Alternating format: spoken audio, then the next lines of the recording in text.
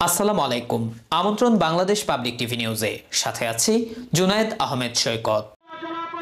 বরুড়া আলোকদিয়ার মেয়ে সাহারপদুয়া গ্রামের গৃহবধূ মুন্নি হত্যাকারীদের বিচারের দাবিতে মানববন্ধন।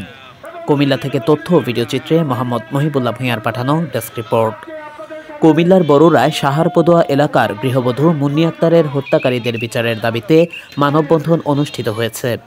11 মার্চ সকাল 11টায় বরুড়া 0 পয়েন্টে এলাকাবাসীর অংশগ্রহণে প্রয়াত মুন্নি আক্তারের মা রোকসানা বেগম মানববন্ধনে বলেন, গত 2021 সালে সাহারপদুয়া এলাকার মধুর বাপের বাড়ির দেলোয়ার হোসেনের ছেলে সৌদি আরব প্রবাসী ফয়সাল হোসেনের সাথে তার মেয়ে মুন্নি আক্তারের বিয়ে হয়। বর্তমানে মুন্নি আক্তারের 2 বছর বয়সী একটি কন্যা সন্তান রয়েছে। মুন্নি আক্তারের স্বামী ফয়সাল হোসেন প্রবাসে থাকায় তার শ্বশুর, শাশুড়ি এবং ননদ সাংসারিক খুঁটিনাটি বিষয় নিয়ে খারাপ আচরণ করত তার সাথে, যার কারণে মুন্নি আক্তার বেশিরভাগ সময় তার মেয়েকে নিয়ে তার বাবার বাড়ি শিলমুড়ি উত্তর ইউনিয়নের আলোকদিয়ায় থাকত। গত 26 ফেব্রুয়ারি রমজান উপলক্ষে মুন্নি আক্তারের প্রবাসী স্বামীর অনুরোধে সাহারপদুয়ায় তার স্বামীর বাড়িতে আসে, কিন্তু স্বামীর বাড়িতে আসার পরদিন 27 ফেব্রুয়ারি 11টায় লোকমারফতে মুন্নি আক্তারের মা রোকসানা বেগম জানতে পারেন তার মেয়ে মুন্নি আক্তারের মৃত্যু হয়েছে।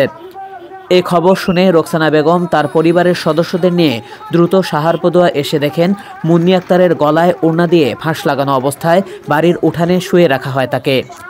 এ সময় রোকসানা বেগম আরও বলেন, মেয়ের শ্বশুরবাড়ির প্রতিবেশীদের সূত্রে জানতে পারেন রমজানের বাজার নিয়ে তার শ্বশুরবাড়ির লোকজনের কটাক্ষের শিকার হয়ে গলায় ওড়না দিয়ে ফাঁস দিয়েছেন, কিন্তু সকল কিছু দেখার পর রোকসানা বেগম সহ তার পরিবারের সদস্যদের মনে হয়েছে তার মেয়েকে হত্যা করা হয়েছে।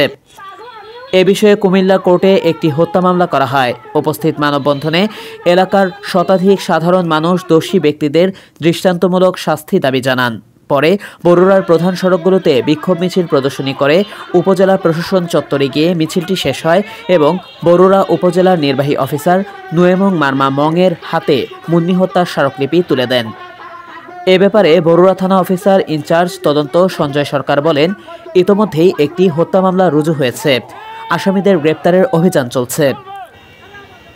প্রিয় দর্শক, এই ছিল এখনকার সংবাদে। আমাদের পরবর্তী সংবাদ দেখার আমন্ত্রণ রইল।